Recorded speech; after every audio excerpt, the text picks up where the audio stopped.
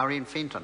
Oh, thank you very much, Mr Speaker. It's a pleasure to take a call in the third reading of these bills, which are the Land Transport Amendment Bill number 2 and Road User Charges Amendment Bill. And these are the bills the Land Transport and Road User Charges Legislation Amendment Bill has been divided into. We've been very pleased to help the government get this legislation through, and it has been quite a long saga. I think what it shows is that the government doesn't always get things right, and we're very generous on this side, and happy to give the government a hand to fix their mistakes. I think the only concern I have about it though is the long period of time, the length of the saga around these bills, which go right back to when the Road User Charges Bill was amended by the government back in 2009, I think it was. But, and at that time I was on the Select Committee, and road users charges are always very interesting bills to debate, and we have a range of people who come along and have views about how we should be charging for use of the roads. And there's always a great deal of interest from a range of road users, and they can be highly technical. So, at the time we expressed our concern about the regulation-making powers in this bill, and we did warn the government that they could end up in some tricky territory with it. And of course that's exactly what happened, and we have rehearsed the saga of the Regulations Review Committee and the disallowance motion moved originally by the Honourable Charles Cheval, and then the overriding of that by the Minister, unprecedented overriding of that by reintroducing the same regulation. I think it was the day after it was disallowed. That's right. And so then back to the Regulations Review Committee, then by that time ably chaired by my colleague, the Honourable Marion Street, more than ably. And who? Guess what happened? The regulations were disallowed again. So this has gone on and on. So last August, in the middle of winter in 2013, we were in this House debating the first reading of this bill under urgency, because the provisions in the bill that they were trying to get through by regulation, through the sort of sneaky back door, if you like, were due to come into force on the 1st of August. Now, of course, that couldn't happen because of the disallowance motion. So we ended up, and I do remember very clearly, it was about midnight when I took my first call on this bill, Mr Speaker, and found myself very bemused about why we were debating something under urgency. And could I say that I'm still bemused, actually, given that it's now April and we've finally reached the third reading of this bill. However, yes, hooray, it's good. So, and as I said, we've been delighted to help the government get this right. There's no doubt about it. There were anomalies in the Road User Charges Amendment Bill brought in by the National Government, and the proposals under this bill are mainly to exempt fast tractors. Now, we had quite an education on the Transport and Industrial Relations Select Committee about what fast tractors are. It was the first time I'd ever heard of fast tractor. In fact, I thought all tractors were slow. I thought they crawled along. Now, Mr Speaker, you probably know more about this than I do, but I'd never ever seen or heard of such a thing, of a tractor that could go over 40 kilometres an hour. I do remember one tractor going very slowly up the steps of Parliament several years ago, driven by that very nice member, Shane Ardern. Now, what were they protesting about? I've forgotten. Oh, it was about climate change. That's right. And it was Myrtle. It was Myrtle the tractor. Myrtle the tractor. And it was about climate change and carbon tax. That's right. And look, that was so years. It just really shows you, I suppose, how out of touch and backwards looking the National Party was back then. Yeah.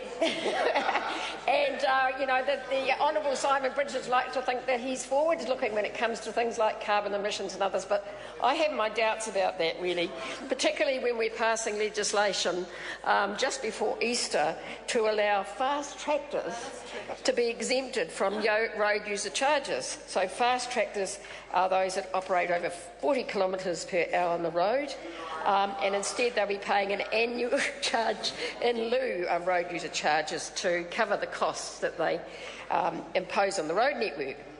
The bill also proposes to exempt all unregistered vehicles, that is, vehicles exempt from registration or not required to be registered or operating under trade plates, from road user charges, and apply to them an annual charge as well.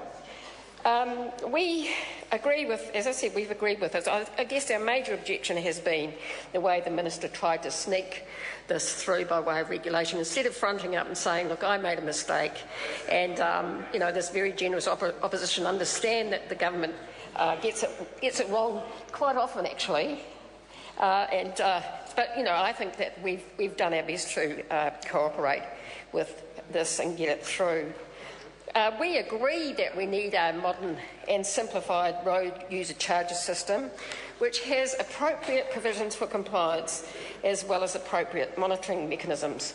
Now, the history of the road user charges system in New Zealand goes back several years, about 30 years, I believe, Mr. Speaker. But the interesting thing that I've discovered in the various road user charges bills that I've been part of debating on the Transport and Industrial Relations Select Committee, and the chair over there will agree with me on this, is discovering that New Zealand's actually way ahead of the game when it comes to road user charges.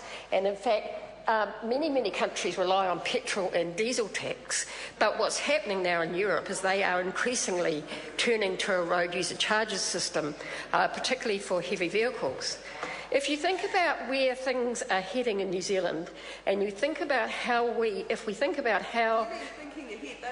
No, well, we do. Labor's thinking ahead to what sort of transport system are we going to have in the next 20 or 30 years. And the reality is, Mr.